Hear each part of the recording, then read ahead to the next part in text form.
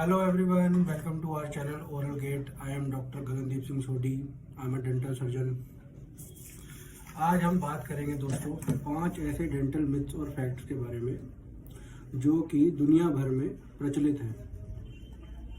सबसे पहला ये है कि सिर्फ चीनी खाने से दांत खराब होते हैं हमारे। और फैक्ट ये बात है इसमें कि सिर्फ चीनी खाने से दांत खराब होते हैं, ये सच नहीं है। चीनी उनमें से एक पॉइंट है। दूसरा पॉइंट ये है कि हमारे मुंह में जो बैक्टीरिया मौजूद होता है, एसिडिक ड्रिंक्स हम खाते हैं जैसे सोडा, कोला, कोल्ड ड्रिंक्स वगैरह, हम ज़्यादा खाद्य पदार्थ लेते हैं, ज़्यादा एसिडिक चीज़ें लेते हैं और जो हमारे मुंह में सड़न मौजूद होती है उसकी वजह से डेंटल कैविटीज़ लगती हैं। सिर्फ चीनी खाने से नहीं लगती, चीनी सिर्फ एक कारण है। और दूसरा मिथ ये है कि दांतों को ज़्यादा हार्ड ब्रशिंग करने से, ज़्यादा रगड़ के साफ करने से दांत साफ होते हैं। जबकि फैक्ट बात ये है कि बहुत ज़्यादा दांतों को रगड़ने से दांत खराब हो जाते हैं, पीले पड़ जाते हैं। उनका जो इनामल की जो लेयर होती है हमारे दांतों के ऊपर चढ़ी हुई, वो कम हो जाती है, घट जाती है, जिसकी वजह से हमारे मसूड़ों में परेशानी आती है। मसूड़े हमारे नीचे चले जाते हैं, एक स्तर से नीचे चले जाते हैं। दूसरा जो है, हमारे दांतों में सेंसिटिविटी होने की शिकायत हो जाती है, जो आजकल 99% लोगों को है, क्योंकि वो दांतों को बहुत रगड़ रगड़ के साफ करते हैं। इसलिए ही आपका जो डेंटिस्ट है, आपका जो फैमिली डेंटिस्ट है, वो आपको सजेस्ट करता है कि आप सॉफ्ट ब्रिसल वाला टूथब्रश लें और उसको जेंटली ही करें। ज़्यादा रगड़ रगड़ के साफ करने से दांत सिर्फ चमकेंगे, इसके अलावा कुछ नहीं होने वाला। और तीसरा मिथ ये है कि अगर आप रेगुलर डेंटल ब्रश करते हैं तो आपको डेंटल फ्लॉस की नीड नहीं है। जबकि फैक्ट बात ये है कि सिर्फ जो हम डेंटल ब्रश करते हैं रेगुलरली, उससे सिर्फ हमारे दांतों का 60% जो सतह है, सरफेस है, वो क्लीन होता है। बाकी का जो 40% है उसके लिए हमें डेंटल फ्लॉस की जरूरत पड़ती ही पड़ती है। दांतों को बीच की सतह को साफ करने के लिए हमें डेंटल फ्लॉस की नीड पड़ती ही पड़ती है। 40% एरिया यही क्लीन करता है। तो आप दोनों चीज़ों का इस्तेमाल करें, सिर्फ डेंटल ब्रशिंग पे डिपेंड ना रहे। और चौथा मिथ ये है कि अगर आप सुबह के समय ब्रश कर रहे हैं और मसूड़ों से खून आता है रेगुलर बेसिस पे, तो आपको ब्रश करना बंद कर देना चाहिए। जबकि फैक्ट बात यह है कि मसूड़ों से खून आना मसूड़ों की बीमारी में से एक है।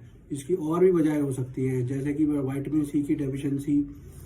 कई लोग विटामिन सी बिल्कुल भी नहीं लेते।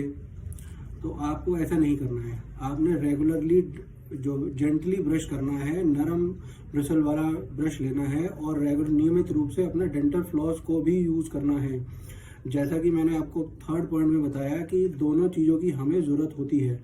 और इसके बावजूद भी अगर दांतों में, मसूड़ों में से खून आना बंद ना हो, तो आपने अपने डेंटिस्ट को जाके दिखाना है और बताना है सारी बात, तो वो आपका अच्छा निवारण करेगा इस बात का। और पांचवा मिथ ये है कि आपको डेंटिस्ट के पास सिर्फ तभी जाना है अपने जब आपको दांतों में दर्द हो। जबकि फैक्ट बात ये है कि आपको, अगर आप अपने डेंटिस्ट के पास रेगुलर चेकअप के लिए जाते हैं, हर 3 से 6 महीने में रेगुलर चेकअप के लिए जाते हैं, तो आपका डेंटिस्ट आने वाले समय में आपको जो भी दिक्कत परेशानी होने वाली है, अगर आपको कोई डेंटल कैविटी लग रही है लेकिन आपको पेन नहीं है, आपको सेंसिटिविटी की प्रॉब्लम नहीं है, आपको गम्स में प्रॉब्लम नहीं आ रही लेकिन आने वाली है, आपको कोई बोन लॉस हो रहा है, वो मात्र एक छोटा एक्सरे करा के पूरे मुंह का एक एक्सरे करेगा। जैसा कि आप मेरे पीछे लगे हुए एक्सरे को देख रहे हो, बोर्ड को देख रहे हो, इसको पूरे मुंह का एक्सरे ओपीजी एक्सरे कहा जाता है। अक्सर आपने सुना होगा अपने डेंटिस्ट के मुंह से, ओपीजी एक्सरे कराओ, जिसमें कि आपको वो क्लियरली बता सकता है कि आपका ये दांत खराब है, इसमें आपको कैविटी होने वाली है आने वाले समय में। आप इसमें रूट कैनाल करा लें, आप इसमें फिलिंग करा लें, आप इसमें ब्रिज दांत लगवा लें, या आपके जो जॉइंट रिलेटेड इशू है, टीएमजेम पेन है, आपको कोई भी दिक्कत परेशानी आ रही है, तो वो आपको आपका एक्सरे देके बता सकता है। आपको इवन आपको वो कैंसर के बारे में भी बता सकता है। वो आपसे ज़्यादा जानता है डेंटिस्ट, वो इस बारे में पढ़ा भी है, सारा कुछ उसने पढ़ाई करी भी है। वो आपको इवन अगर आप गुटखा खाते हैं, आप पान बीड़ी सिगरेट सब लेते हैं, अल्कोहल भी लेते हैं, तो आपको पहले ही ऐसे कुछ चिन्ह पहचान सकता है जो आप नहीं पहचान सकते। वो आपको बता देगा कि आप कौन सी स्टेज पे चल रहे हैं।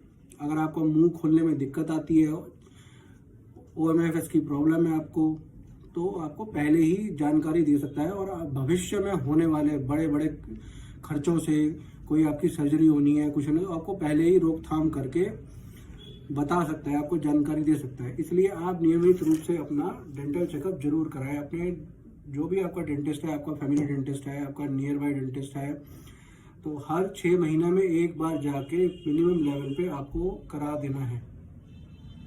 बहुत बहुत धन्यवाद।